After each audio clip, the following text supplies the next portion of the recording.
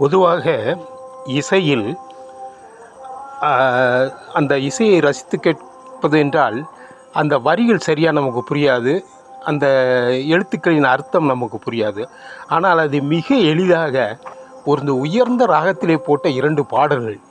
ஒன்று திரு அஜித் குமார் நடித்த ஆசை என்ற படம். அந்த படத்தில் ஒரு அருமையான பாடல். அது ஒரு சாதாரணமாக இருக்கும்.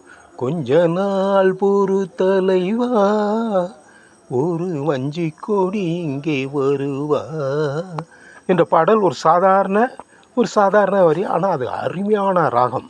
ஆனந்த பைரவி ராகத்தில் உள்ள பாட்டை தேவா பிரமாதமாக போட்டிருப்பார். அதை பாடியவர் ஹரிஹரன்.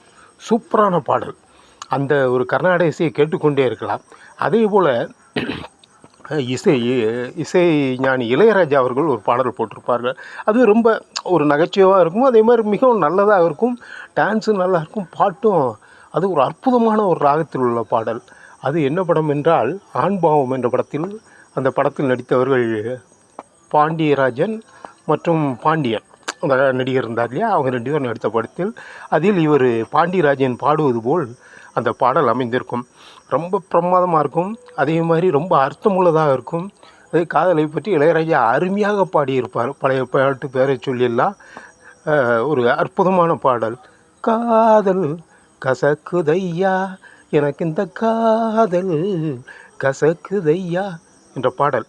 அது இப்படி அற்புதமான அந்த பாடல் அமைந்த ராகம் சண்முகப்பிரியாங்கிறது பிரமாதமான ராகம். இந்த சண்முகப்பிரியா ராகத்தில் உள்ள பாடல்கள்லாம் ரொம்ப ஒரு டிஃபிகல்ட்டிஸான சாங்ஸாக இருக்கும்.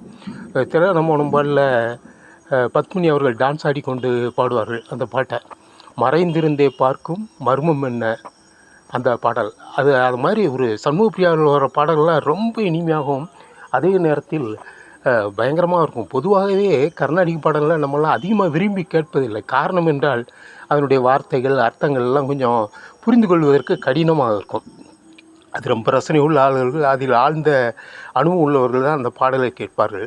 அந்த ஒரு கர்நாடிக் சங்கீதத்தில் அருமையான 2 ராகங்களை எடுத்து ஒரு எளிமையான எழுத்துக்களில் உள்ள வரிகள், அதனுடைய அர்த்தங்கள் எல்லாம் மிகவும் எளிமையான 2 அற்புதமான பாடல்கள் இந்த 2 பாடல்களும். ஒன்று கொஞ்ச நாள் பொறுதலைவா என்று ஆனந்த பைரவியில் வந்த பாடல். அடுத்தது காதல் கசக்குதையா என்று சண்முகப்பிரியா ராகத்தில் வந்த ஒரு அற்புதமான பாடல்கள். நன்றி, வணக்கம்.